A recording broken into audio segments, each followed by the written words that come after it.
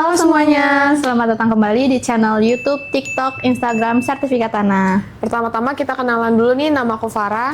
Nama aku Najwa. Kali ini kita akan membahas seputar sertifikat tanah selama 2 jam ke depan. Jadi buat Bapak Ibu yang pengen tahu kita tuh dari mana, kita itu dari kantor hukum HVB Office, bukan dari kantor notaris, PPAT, atau dari kantor pertanahan. Betul, bukan dari BPN juga. Jadi kalau Bapak Ibu mau tahu nih, HVBI layanannya apa aja, dicek aja di websitenya hvbi.co.id. Kita bakal jawabnya bertahap ya, jadi dari yang paling atas dan jawabnya panjang pastinya. Jadi Nggak salah-salahan. Kita jawab berdasarkan dasar hukum yang berlaku. Kurang mundur apa mau mundur? Ya udah mundurin aja. Kamu kelihatan kagak? Kelihatan. Dadah. Jadi buat Bapak Ibu yang mau tanya tentang pertanahan, persertifikatan, di komen aja, tapi kita jawabnya dikonfirmasi dulu ya. Kalau misalkan Bapak Ibu mau jawaban tertulisnya kita kirim di DM, Bapak Ibu boleh DM kita duluan di TikTok atau di Instagram Sertifikat Tanah. Biar kita juga nemu akunnya.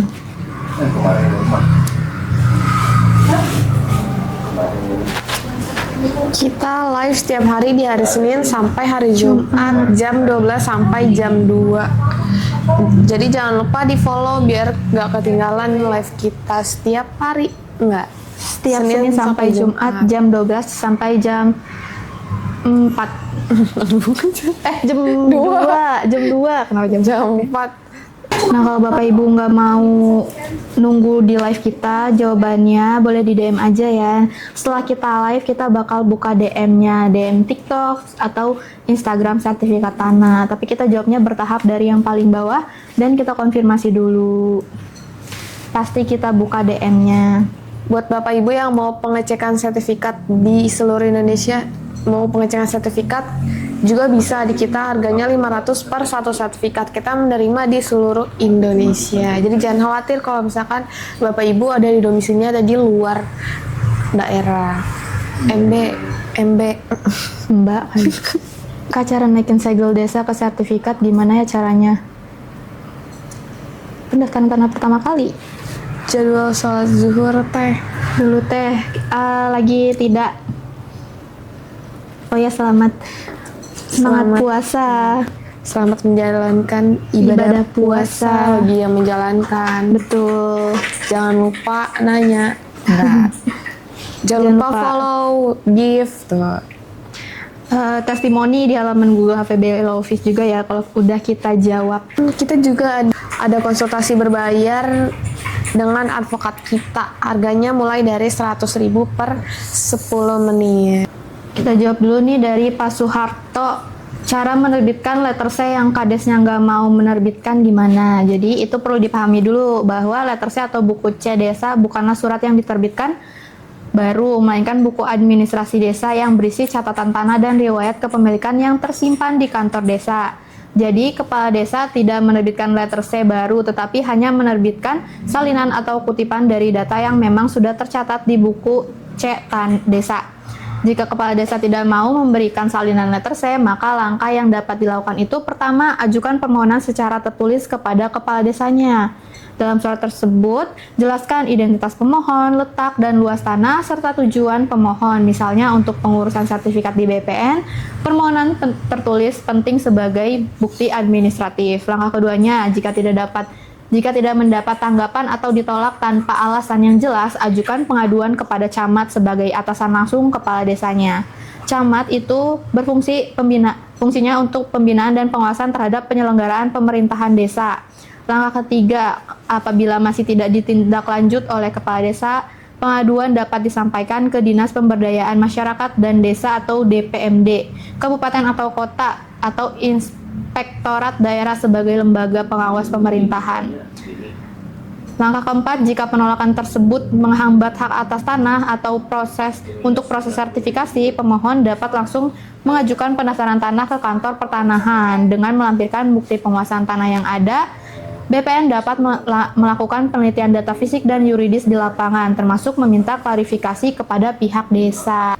Jadi, jika kepala desa tidak mau memberikan salinan letter C atau buku C desa tanpa alasan yang sah, masyarakat dapat menempuh jalur administratif melalui camat atau pemerintah desa atau pemerintah daerah, karena pelayanan administrasi desa merupakan hak masyarakat yang dilindungi oleh hukum. Jika diperlukan, nanti kita kirim, tapi bapaknya DM kita duluan.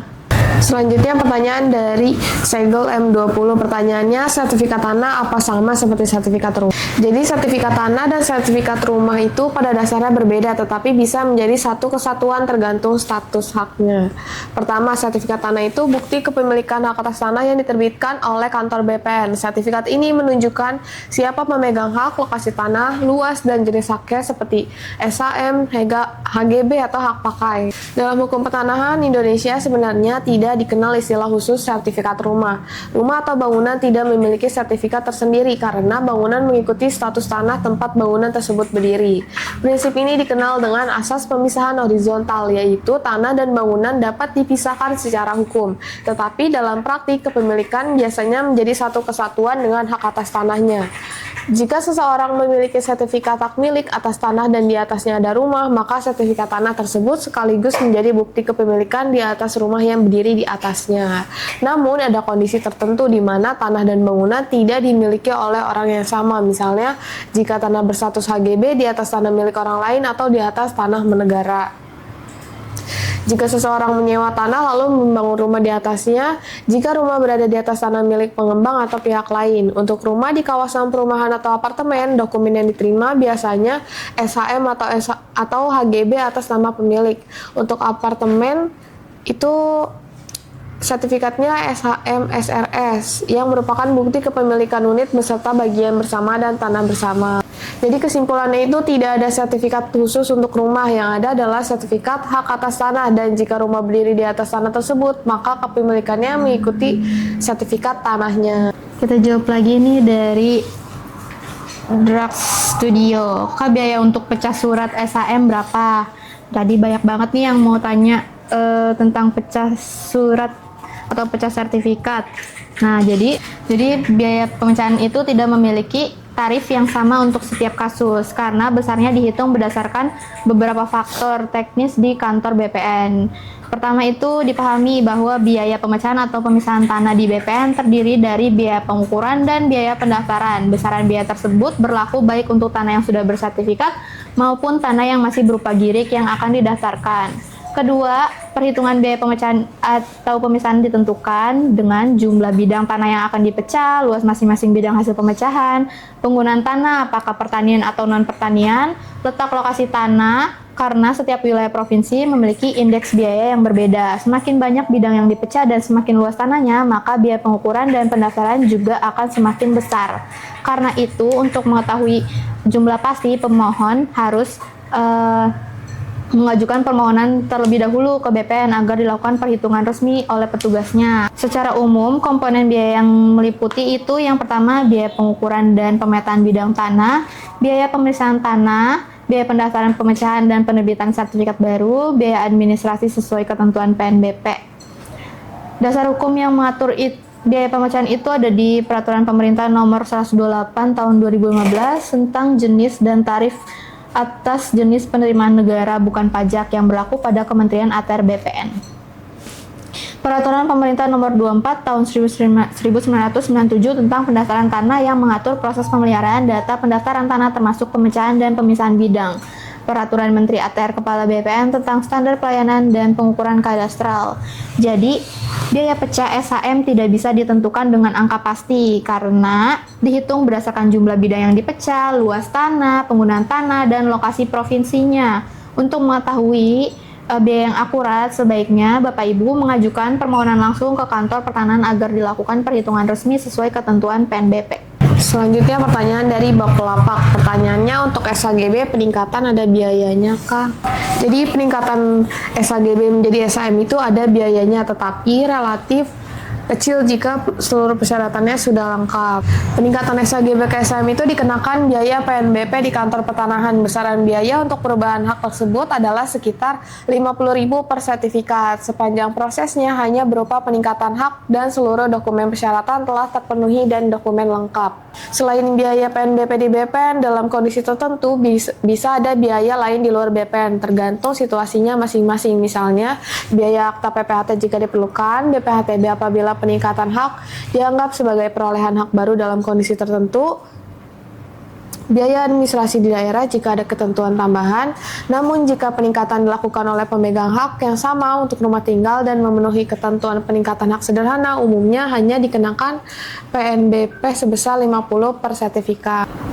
Jadi kesimpulannya itu peningkatan SHGB menjadi SM itu memang ada biaya, namun di BPN hanya dikenakan PNBP sebesar 50.000 per sertifikat selama persyaratan lengkap dan proses peningkatan memenuhi ketentuan yang berlaku. Selamat menjalankan ibadah puasa, teman-teman. Balik namanya atas dasar apa? Jadi kalau Bapak Ibu tanya balik nama berapa biayanya, atas dasar apa balik namanya AJB, hibah atau waris? Tadi dari TikTok, Kak, cara naikin segel desa ke sertifikat gimana caranya? Jadi kalau masih segel desa atau surat keterangan dari desa, Nggak kelihatan. dari desa, prosesnya itu bukan naik sertifikat, tetapi termasuk pendaftaran tanah pertama kali di BPN. Pahami kedudukan segel desa. Segel desa, letter C, girik, ataupun surat keterangan tanah bukan merupakan bukti hak yang kuat seperti sertifikat. Dokumen tersebut hanya menjadi bukti penguasaan atau riwayat tanah yang digunakan sebagai dasar untuk mengajukan sertifikat ke BPN. Sebelum mengajukan ke BPN, Bapak Ibu perlu membuat surat pernyataan penguasaan fisik bidang tanah atau sporadik. Sporadik dibuat di kantor desa atau kelurahan yang menerangkan bahwa pemohon benar menguasai dan menggunakan tanah tersebut secara fisik serta tanah tidak dalam sengketa. Proses pembuatan sporadik dilakukannya itu dengan tahapan pemohon membuat surat pernyataan penguasaan tanah yang diketahui dan ditandatangani oleh ketua RT dan RW, disahkan oleh kepala desa atau lurah. Biasanya juga diketahui oleh pihak kecamatan sebagai pemuatan administrasi wilayah. Sporadik ini menjadi salah satu dokumen penting sebagai bukti penguasaan fisik saat pengajuan sertifikat pertama kali. Setelah sporadik dan dokumen desa lengkap, Bapak Ibu menyiapkan persyaratan lain, yaitu segel desa atau bukti alas hak yang ada, surat keterangan riwayat tanah dari desa, surat keterangan tidak sengketa dari desa, SPPT, PBB, dan bukti pembayaran terakhir, fotokopi KTP dan KK pemohon, bukti perolehan tanah jika berasal dari jual beli, hibah, atau warisan. Ajukan permohonan pendaftaran tanah pertama kali ke kantor pertanahan. Setelah permohonan diajukan, BPN akan melakukan penelitian data yuridis, status dan riwayat tanahnya, pengukuran dan pemetaan bidang tanah, pengumuman data di kantor desa atau kelurahan untuk memastikan tidak ada keberatan dari pihak lain. Nah, apabila selama masa pengumumannya tidak ada sengketa atau keberatan, maka BPN akan menerbitkan sertifikat hak atas tanah, biasanya berupa sertifikat hak milik jika memenuhi syarat. Jadi, segel desa tidak bisa langsung menjadi sertifikat. Prosesnya itu melalui pembuatan sporadik di desa atau kelurahan yang diketahui RT, RW, dan kecamatan. Kemudian dilanjutkan dengan pendaftaran tanah pertama kali di BPN sampai sertifikat resmi diterbitkan. Jika dokumen lengkap dan tanah tidak sengketa, proses dapat berjalan sesuai ketentuan yang berlaku. Selanjutnya pertanyaan dari Zuzak. Pertanyaannya, aku ada teman yang warisannya mau diambil adanya semua, itu emang bisa? Jadi secara hukum warisan itu tidak bisa diambil sepihak oleh salah satu ahli waris karena pada dasarnya setiap ahli waris memiliki hak atas bagian masing-masing sesuai ketentuan hukum yang berlaku. Prinsip dasar hukum waris itu ketika seseorang meninggal dunia maka seluruh harta peninggalannya secara otomatis menjadi milik bersama para ahli waris. Artinya tidak ada satu orang pun yang berhak menguasai atau mengambil seluruh harta warisan tanpa persetujuan ahli warisnya, ahli waris lainnya. Jika ada saudara yang ingin mengambil semua warisan sendiri tanpa kesepakatan, maka tindakan tersebut tidak dibenarkan secara hukum. Kapan warisan bisa dikuasai? dikuasai oleh satu orang. Hal tersebut hanya dapat terjadi dalam kondisi tertentu, yaitu semua ahli waris secara sukarela menyetujui dan membuat pernyataan pelepasan hak atau pembagian warisan secara tertulis. Ada kesepakatan bersama mengenai pembagian waris, ada putusan atau penetapan pengadilan yang menyatakan pembagian warisan Demikian, tanpa persetujuan atau dasar hukum tersebut, penguasa yang sepihak dapat dianggap melanggar hak ahli waris lain. Jika salah satu ahli waris mengambil seluruh warisan tanpa izin, ahli waris lain dapat menempuh langkah hukum, yaitu melakukan musyawarah keluarga terlebih dahulu, meminta dibuatkan surat keterangan ahli waris sebagai dasar pembagian, mengajukan gugatan pembagian warisan ke pengadilan jika tidak tercapai kesepakatan. Jika harta dikuasai secara tidak sah, dapat juga dilaporkan sebagai perbuatan melawan hukum. Jadi kesimpulannya itu, warisan tidak bisa diambil semua oleh satu orang, kecuali ada persetujuan seluruh ahli waris atau putusan pengadilan. Jika diambil sepihak, ahli waris lain berhak menolak dan dapat menempuh jalur hukum untuk melindungi haknya. Pemisahan sertifikat kena berapa? Kalau pemisahan atau pemecahan itu dihitungnya berdasarkan luas tanah, berapa bidang yang dipecah, penggunaan tanah, dan lokasi provinsi berada. Jadi nggak bisa kita pastiin. Iya, Bapak bisa langsung ke BPN aja buat memastiinnya. Atau kita jawab lagi dari Bapak Faris, pecah sertifikat berapa dan syaratnya apa aja nih, pas banget. Jadi mengenai biaya pemisahan sertifikat, besaran biaya pemecahan atau pemisahan tanah di kantor BPN tidak sama untuk setiap bidangnya nih, setiap kasusnya. Biaya dihitung berdasarkan pelayanan pengukuran dan pendaftaran tanah, baik untuk tanah yang sudah bersertifikat maupun yang masih berupa girik. Jadi, perhitungan biaya pemecahan itu dihitung beberapa faktor. Yang pertama, jumlah bidang tanah yang akan dipecah, luas masing-masing bidang hasil pemecahan, penggunaan tanah, apakah tanah untuk pertanian atau non-pertanian, letak lokasi tanah atau provinsi, karena setiap wilayah memiliki indeks biaya yang berbeda. Semakin banyak bidang yang dipecah dan semakin luas tanahnya, maka biaya pengukuran dan pendaftaran juga akan semakin besar. Untuk mengetahui jumlah pasti, Bapak Ibu bisa mengajukan permohonan ke BPN agar dihitung secara resmi sesuai ketentuan PNBP-nya. Persyaratan pemecahannya itu, yang pertama, formulir permohonan yang telah diisi dan ditandatangani pemohon atau kuasanya di atas materai, surat kuasa apabila pengurusan dikuasakan, fotokopi KTP pemohon dan kuasa jika ada yang telah dicocokkan dengan aslinya oleh petugas, fotokopi akta pendirian apabila badan hukum, sertifikat tanah asli yang akan dipecah, rencana tapak atau site plan dari pemerintah kabupaten atau kota, terutama jika pemecahan untuk keperluan perumahan atau pengembangan. Terus ada keterangan tambahan, biasanya pemohon diminta seperti identitas diri pemohon, keterangan luas letak dan penggunaan tanah, pernyataan bahwa tanah tidak dalam sengketa, pernyataan bahwa tanah dikuasai secara fisik, dan alasan dilakukannya pemecahan tanah.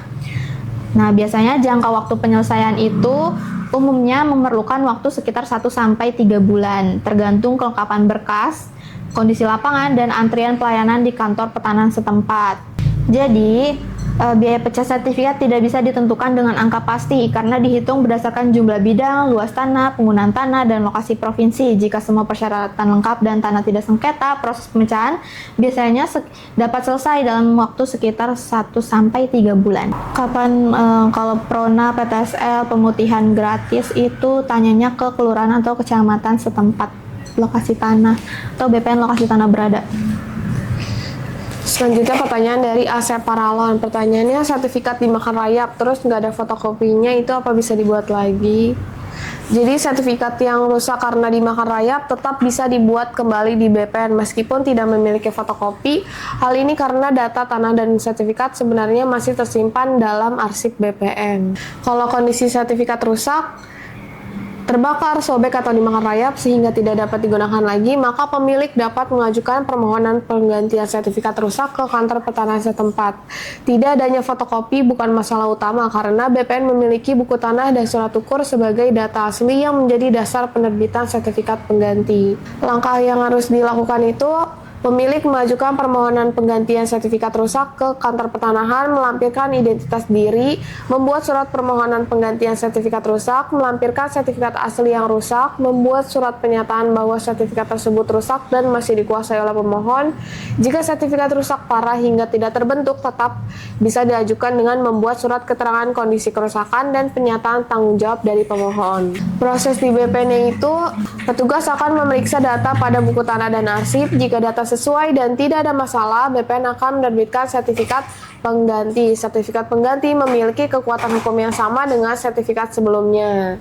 Hal yang perlu diperhatikan itu, pastikan tanah tidak dalam sengketa. Jika sertifikat hilang sama sekali atau bukan rusak, maka prosedurnya berbeda karena harus melalui pengumuman di media. Untuk sertifikat rusak, prosesnya lebih sederhana dibanding sertifikat hilang. Jadi kesimpulannya itu, sertifikat yang dimakan rayap tetap bisa dibuat kembali di BPN meskipun tidak ada fotokopinya. Karena data asli tersimpan di kantor pertanahan, pemilik cukup mengajukan permohonan penggantian sertifikat rusak dengan melampirkan identitas dan sisa dokumen yang ada. Jadi begitu buat Bapak Ibu yang pertanyaannya udah kita jawab, jangan lupa dikasih testimoni di halaman Google HVBL Office dan jangan lupa dikasih gift biar kita semangat terus buat jawaban Bapak Ibu. Kenapa? Iya, jadi kalau pertanyaannya belum dijawab, dimohon bersabar, atau kalau Bapak Ibu mau bertanya boleh di komen aja atau di DM di Instagram atau TikTok sertifikat tanah ya. Kita jawabnya dari yang paling atas dulu. Tadi dari Bapak Dayuwika, saya punya tanah mau bikin sertifikat tapi letter saya-nya di desa nggak ada Kak, solusinya gimana? Jadi letter saya itu buku administrasi desa yang berisi catatan riwayat tanah. Jika letter saya-nya tidak ditemukan di desa, bukan berarti tanah tersebut tidak bisa disertifikatkan. Sertifikasi tetap dapat dilakukan selama pemohon dapat membuktikan penguasaan fisik dan riwayat tanahnya. Jadi langkah yang dapat dilakukan jika letter saya tidak ada di desa itu, minta surat keterangan dari desa atau kelurahan yang menerangkan bahwa tanah tersebut benar berada di wilayah desa tersebut. Data letter saya tidak ditemukan atau tidak tercatat. Tanah tersebut dikuasai oleh pemohon dan tidak dalam sengketa. Selanjutnya itu buat surat sporadik. Sporadik dibuat di desa atau kelurahan, diketahui oleh RT, RW, serta disahkan oleh kepala desa atau lurah. Dan biasanya juga diketahui oleh kecamatan. Surat ini menjadi bukti bahwa pemohon telah menguasai tanah secara nyata dalam jangka waktu tertentu. Terus siapkan bukti pendukung lainnya. Untuk pengganti letter C seperti bukti jual beli, hibah atau warisan jika ada. Terus SPPT PBB dan bukti pembayaran. Keterangan riwayat tanah dari tokoh masyarakat atau saksi, surat pernyataan tanah tidak sengketa, fotokopi KTP dan KK pemohon. Terus setelah itu ajukan permohonan pendaftaran tanah pertama kali ke BPN. BPN akan melakukan penelitian data yuridis berdasarkan bukti yang diajukan, pengukuran dan pemetaan bidang tanah, pengumuman data tanah di desa atau kelurahan untuk memberi kesempatan jika ada pihak yang keberatan. Jika selama masa pengumuman tidak sengketa atau keberatan, maka sertifikat dapat diterbitkan.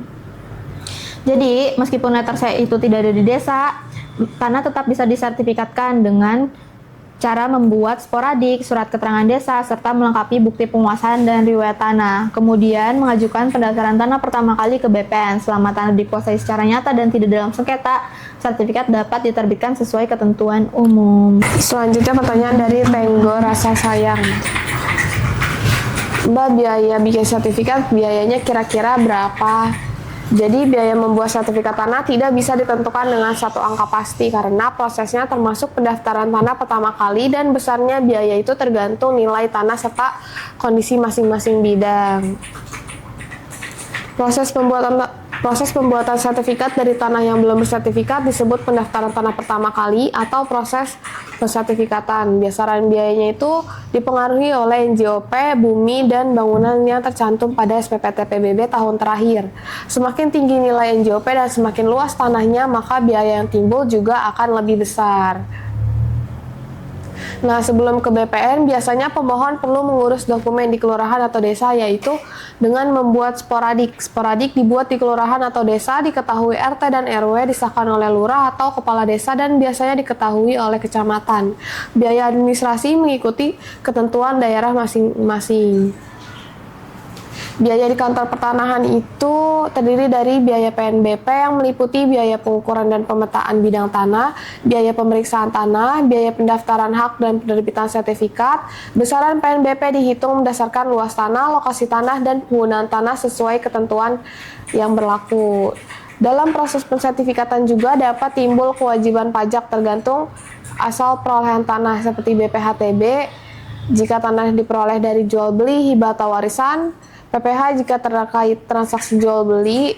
Besaran pajak dihitung berdasarkan nilai transaksi atau NJOP sesuai ketentuan perpajakan daerah. Jadi kesimpulannya itu biaya membuat sertifikat tanah bervariasi karena tergantung NJOP tanah dan bangunan, luas tanah, lokasi, biaya sporadik di kelurahan atau desa, biaya PNBP di BPN, serta kemungkinan adanya pajak. Untuk dilakukan pengecekan langsung ke kelurahan dan kantor pertanahan setempat sesuai data tanah yang dimiliki.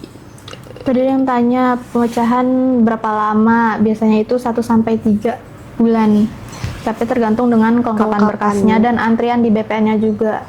Kita jawab lagi dari FCD 2346. Tanah saya masuk lahan sawah dilindungi, gimana, apa yang harus saya lakukan? Jadi lahan sawah dilindungi atau LSD, jika tanah masuk dalam lahan sawah dilindungi, artinya pemerintah menetapkan tanah tersebut untuk dipertahankan sebagai lahan pertanian dan pertanian pangan dan tidak boleh dialihfungsikan menjadi perumahan, industri, atau penggunaan non-pertanian lainnya. Dari kebijakan perlindungan lahan pertanian agar ketahanan pangan tetap terjaga. Yang boleh dilakukan jika tanah masuk LSD itu, pemilik tetap memiliki hak atas tanah tersebut dan masih dapat menggarap dan memanfaatkan tanah untuk kegiatan pertanian, melakukan jual beli atau peralihan hak selama peruntukannya tetap sebagai lahan pertanian, mengurus sertifikat atau administrasi pertanahan lainnya. Kita jawab lagi dari Madaharsa Al-Zaif. Apabila jual beli tanpa bukti karena saling percaya dan sertifikat sudah dipegang si pembeli, sekarang sebagai pembeli untuk balik nama tapi si penjual tidak mau membantu urus administrasi, solusinya bagaimana? Jadi setiap peralihan hak atas tanah karena jual beli wajib dibuktikan dengan akta jual beli di hadapan PPAT atau pejabat pembuat akta tanah. AJB itu syarat utama agar sertifikat dapat dibalik nama menjadi atas nama pembeli di kantor pertanahan. Jika tidak ada AJB, maka secara administrasi pertanahan peralihan hak belum dianggap sah untuk didaftarkan di BPN meskipun sertifikat sudah dipegang oleh pembeli. Permasalahan jika penjual tidak mau membantu, maka pembeli tidak bisa langsung membalik nama karena AJB harus ditandatangani oleh kedua belah pihak di hadapan PPAT. Solusinya itu, yang pertama, upayakan musyawarah atau pendekatan kembali kepada penjual agar bersedia hadir di PPAT untuk menandatangani AJB. Cara ini paling cepat dan sederhana. Jika ada bukti transaksi seperti kwitansi pembayaran saksi atau bukti transfer, pembeli dapat mengajukan gugatan ke pengadilan negeri untuk meminta penetapan atau putusan yang menyatakan bahwa jual beli tersebut sah. Apabila pengadilan mengabulkan dan menyatakan peralihan hak sah, maka putusan pengadilan tersebut dapat digunakan sebagai dasar untuk pendaftaran peralihan hak atau balik nama di BPN sebagai pengganti AJB.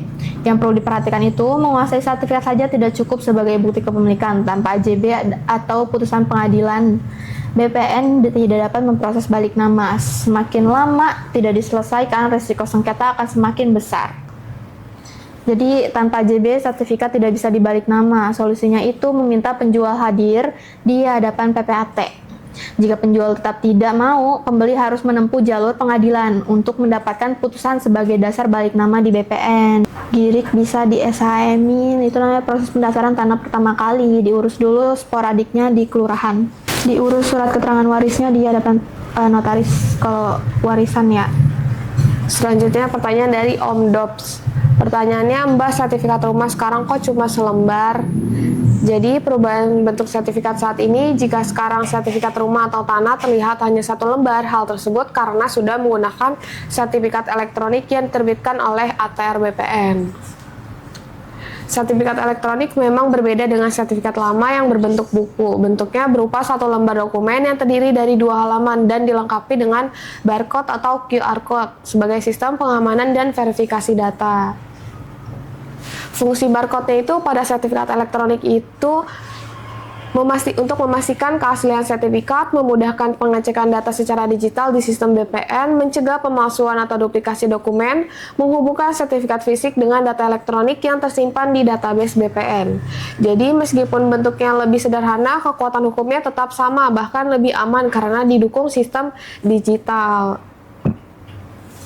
Status kekuatan hukumnya itu sertifikat elektronik memiliki kekuatan hukum yang sama dengan sertifikat lama. Data kepemilikan, luas, letak, dan jenis hak tersimpan dalam sistem elektronik BPN sehingga lebih terlindungi dari resiko hilang, rusak, atau dipalsukan. Jadi sertifikat yang sekarang itu hanya satu lembar, bukan berarti tidak lengkap. Itu adalah sertifikat elektronik yang terdiri dari satu lembar atau 2 halaman dan dilengkapi barcode dengan sistem keamanan digital serta kekuatan hukum yang tetap sah dan diakui. Jadi nggak ada membedakan antara sertifikat analog dan sertifikat elektronik. Jangan lupa dikasih testimoni di halaman Google AVBL Office, dan makasih buat yang tadi gift, dan jangan lupa dikasih gift lagi biar kita semangat terus buat jawabin pertanyaan Bapak Ibu. Iya. Terus Scorpio, Kak, kalau sertifikat digital itu rawan nggak ya? Dan cara cek sertifikat digital, ketentuannya gimana, Kak? Jadi kalau keamanan sertifikat digital atau sertifikat elektronik justru dibuat untuk meningkatkan keamanan dibandingkan sertifikat lama berbentuk buku. Data kepemilikan tidak hanya ada pada lembar fisik, tetapi juga tersimpan dalam sistem elektronik Kementerian ATR BPN. Setiap sertifikat elektronik dilengkapi dengan barcode atau QR code untuk verifikasi keasliannya. Tanda tangan elektronik pejabat berwenang, sistem pengamanan data di database BPN. Dengan sistem ini, risiko pemalsuan, penggandaan, kehilangan, atau kerusakan dokumen menjadi lebih kecil risikonya. Jadi sertifikat digital tidak rawan, justru lebih aman karena terintegrasi secara elektronik. Gimana sih cara mengecek sertifikat digital? Yang pertama itu melalui QR code atau barcode. Scan QR code yang terdapat pada sertifikat menggunakan aplikasi pemindai. Data akan terhubung dengan sistem BPN untuk menampilkan informasi keaslian dokumen. Cara keduanya itu melalui aplikasi resmi atau aplikasi Sentuh Tanahku dari Kementerian ATR BPN. Dasarkan akun menggunakan data diri, masukkan data sertifikat untuk melihat informasi status tanah. Cara ketiganya melalui kantor pertanahannya. Jika ingin memastikan lebih lanjut, pemilik dapat mengajukan pengecekan sertifikat langsung di kantor pertanahan setempat. Tapi harus diperhatikan, sertifikat elektronik tetap harus disimpan dengan baik. Jangan membagikan dokumen kepada pihak yang tidak berkepentingan. Pastikan setiap transaksi tanah dilakukan melalui PPAT dan terdaftar di BPN. Jadi sertifikat digital tidak rawan karena dilengkapi sistem keamanan elektronik dan tersimpan di database BPN. Untuk mengeceknya bisa melalui QR code pada sertifikat, aplikasi Sentuh Tanahku, atau langsung ke kantor pertanahan agar memastikan data benar dan sah. Mau ganti nama? Besaran BPHTB dihitung dari nilai tanah berdasarkan NJOP atau nilai dasar, nilai pasar. Kemudian ada biaya proses balik nama di kantor BPN. Biaya ini merupakan biaya pelayanan pendaftaran peralihan hak karena waris. Biaya PNBP di BPN itu meliputi biaya pendaftaran peralihan hak dan administrasi sesuai ketentuan yang berlaku di Kementerian ATR BPN. Hal yang perlu dipersiapkan itu dalam prosesnya itu yang pertama sertifikat asli, surat kematian pewaris, surat keterangan ahli waris sesuai golongan hukum, SPPT PBB tahun terakhir, identitas para ahli waris, SKB PPH, APHW jika dilakukan pembagian. Jadi seperti itu persyaratannya. Kesimpulannya, biaya balik nama waris tergantung pada NJOP tanah dan bangunan serta kondisi masing-masing kasus yang meliputi biaya SKB PPH, kemungkinan biaya PHW di notaris, BPHTB ahli waris, biaya proses dan PNBP di BPN. Untuk mengetahui jumlah pasti perlu dilakukan perhitungan berdasarkan NJOP dan ketentuan daerah setempat. Tadi dia yang tanya biaya balik nama. Biaya balik nama itu biaya pecah sertifikat. Itu berdasarkan luas tanah, berapa bidang yang dipecah, terus lokasi provinsi, dan penggunaan tanahnya, pertanian atau non pertanian. Kita kantor hukum APBL Office. Bisa dicari di Google. Udah banyak testimoni dari klien-klien kita. Iya. Kita yang mengelola akun sertifikat tanah. Kita jawab lagi dari tukang besi 5758. Mau tanya kalau balik nama SHM apakah dikenakan pajak? Jadi itu bisa dikenakan pajak atau tidak tergantung terlebih dahulu dasar pelayanan haknya. Yang perlu diketahui itu, balik nama dilakukan karena apa? Apakah karena persertifikatan pertama kali, jual beli, hibah, atau waris? Pertama, apabila balik nama atas dasar girik atau belum bersertifikat atau persertifikatan pertama kali, maka prosesnya bukan sekadar balik nama, tetapi pendaftaran tanah pertama kali. Biaya yang timbul itu tergantung pada nilai NJOP dan bumi bangunan yang tercantum pada SPT PBB tahun terakhir, misalnya tahun 2025 atau 2026. Biayanya itu biaya sporadik, biaya proses pendaftaran tanah pertama kali di kantor pertanahan, dan kemungkinan pajaknya sesuai asal perolehan tanahnya, biaya PNBP di BPN untuk pengukuran dan penerbitan sertifikat. Apabila balik namanya atas dasar jual beli, besaran biayanya tergantung pada nilai transaksi jual beli yang tercantum dalam AJB. Biaya yang timbul itu PPh penjual sebesar 2,5% dari nilai transaksi, BPhtB pembeli sebesar 5% dari nilai setelah dikurangi NPWP TKP sesuai ketentuan daerah, biaya pembuatan AJB di PPAT, biaya pros balik nama di BPN, biaya PNBP di BPN. Kalau balik namanya atas dasar hibah, besaran biayanya dihitung berdasarkan NJOP pada PBB tahun terakhir. Biayanya itu meliputi pembuatan surat keterangan bebas PPh untuk pemberi hibah, pembuatan akta hibah di PPAT, BPhtP bagi penerima hibah dengan ketentuan khusus jika hibah kepada keluarga saudara, biaya pros balik nama hibah di BPN, biaya PNBP di BPN. Nah, kalau balik namanya atas dasar waris, besaran biaya juga tergantung pada NJOP yang tercantum pada PBB tahun terakhir. Biaya yang timbul itu pembuatan SKB PPh atas nama almarhum perwaris, pembuatan akta pembagian hak waris di notaris jika ahli waris lebih dari satu dan dilakukan pembagian, BPhtB bagi ahli waris dengan pengurangan khusus waris, biaya pros balik nama di waris di BPN, biaya PNBP di BPN. Jadi balik nama SHM bisa dikenakan pajak atau tidak itu tergantung dasar perolehannya, apakah karena jual beli, hibah, atau waris. Umumnya itu ada kewajiban pajak. Namun, jika persertifikatan pertama kali, biayanya lebih pada proses pendaftaran dan PNBP di BPN sesuai nilai NJOP dan ketentuan yang berlaku.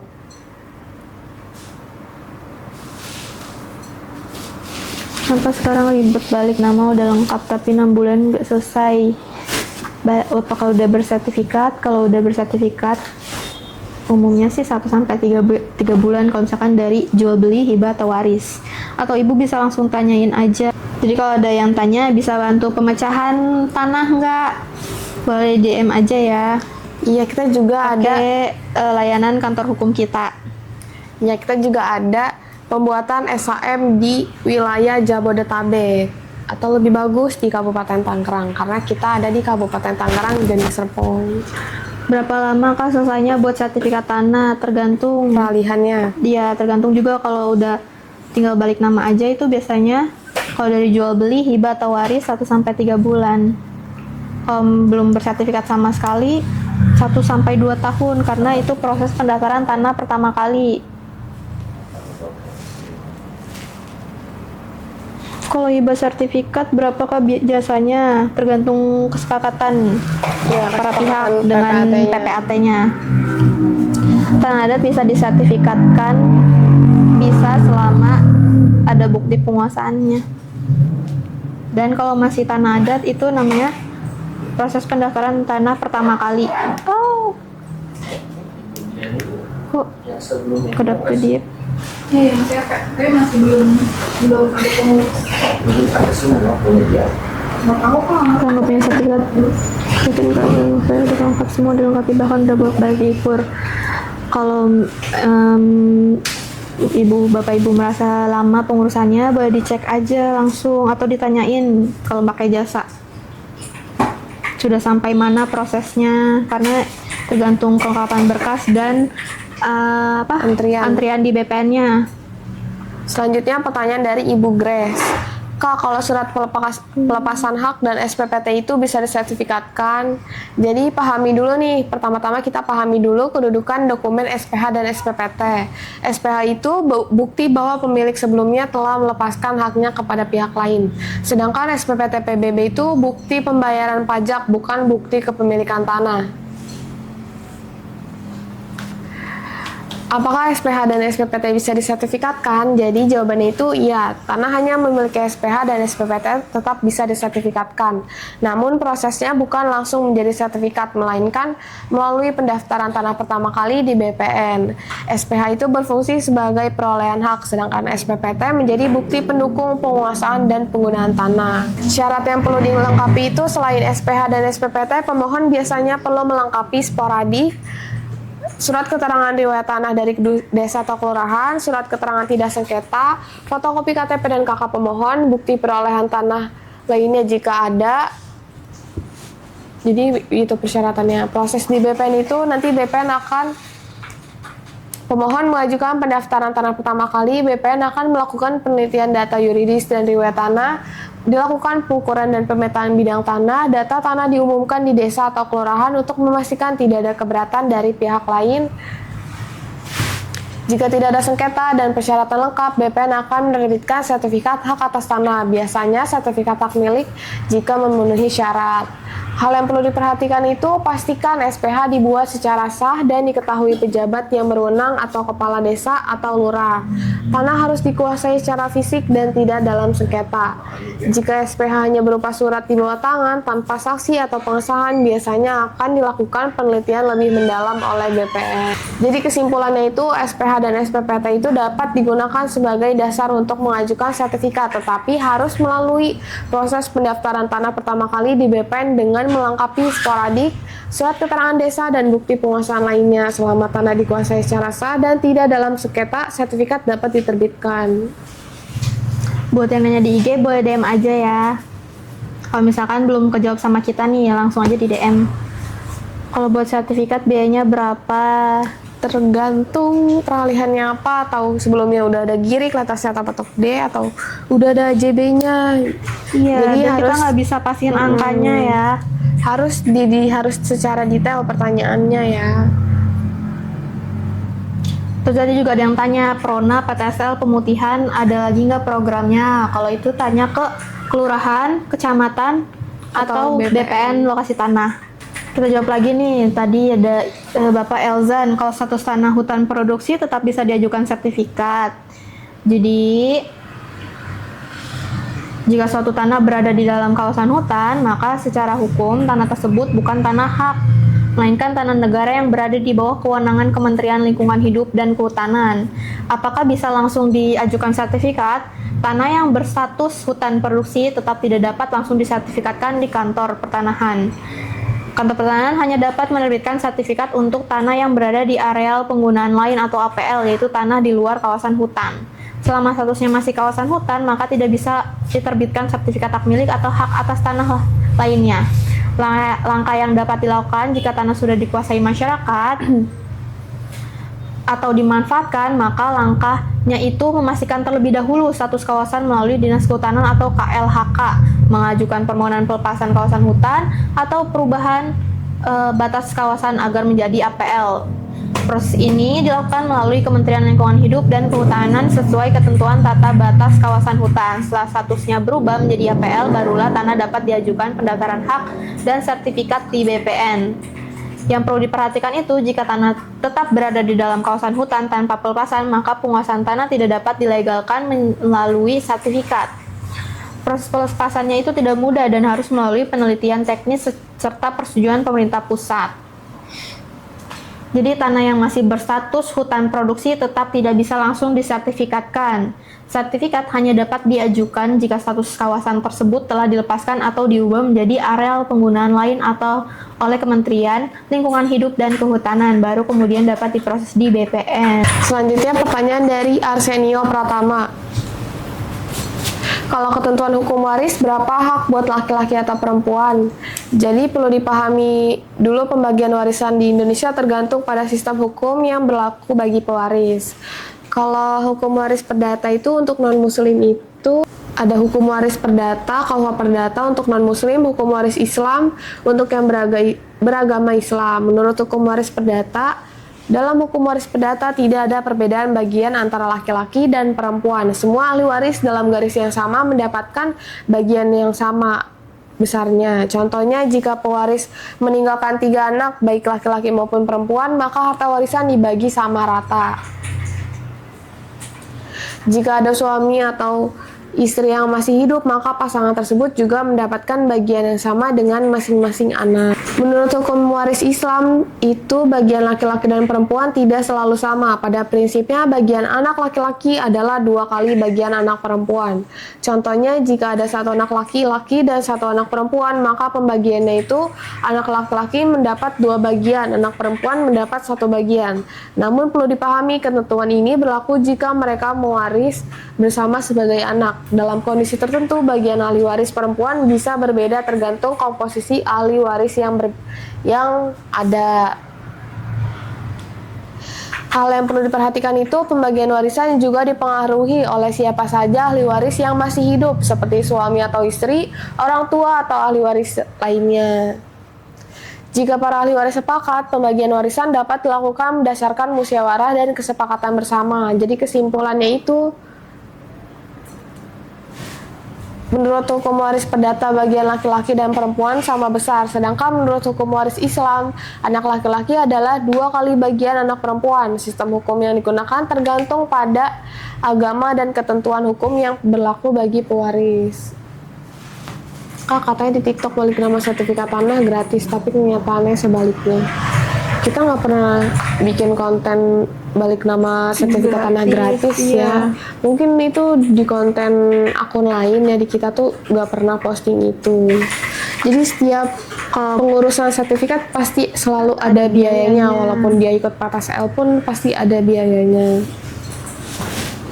Gak semata-mata free ya, Kak. Dicek dulu aja. Iya, bisa ditanya langsung ke BPN. Kita jawab lagi dari TikTok. SAM status P tapi di surat keterangan desa dinyatakan masuk Persil S. Bagaimana?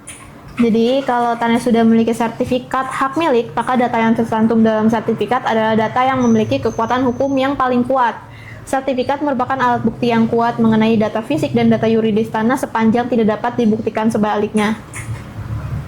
Surat keterangan desa atau data Persil desa hanya bersifat administrasi desa dan bukan bukti hak yang kuat seperti sertifikat. Kemungkinan terjadinya perbedaan status Persil dan Persil P dan Persil S itu karena data desa belum diperbarui setelah proses sertifikasi, terjadi kesalahan pencatatan di buku desa, perubahan riwayat tanah yang tidak diikuti dengan penyesuaian administrasi desa, perbedaan klasifikasi lama antara data pajak atau Persil desa dengan data pertanahan. Yang sebaiknya dilakukan itu, lakukan pengecekan sertifikat di kantor pertanahan untuk memastikan data fisik dan yuridis sesuai dengan buku tanah. Ajukan permohonan pembaruan atau penyesuaian data di desa atau kelurahan agar data Persil desa disesuaikan dengan data yang tercantum dalam sertifikat. Jika terdapat keraguan atau indikasi kesalahan pada sertifikat, dapat diajukan permohonan pengecekan atau klarifikasi data di BPN untuk penelitian lebih lanjut. Pahami dulu nih, selama sertifikat diterbitkan secara sah dan tidak dalam sengketa, maka data dalam SAM menjadi acuan utama secara hukum, bukan data Persil desa. Jika terjadi perbedaan antara status di SAM dan data Persil desa, maka yang menjadi acuan hukum adalah data dalam sertifikat. Solusinya itu melakukan pengecekan ke BPN langsung, meminta desa memperbarui data administrasinya agar sesuai dengan data yang ada dalam SAM. Kita dari kantor hukum HVBI Law Office, kita staff ya. Kalau balik nama biayanya berapa itu tergantung dari balik namanya atas dasar apa. Udah, balik namanya atas dasar apa? Apakah jual beli, hibah, atau waris?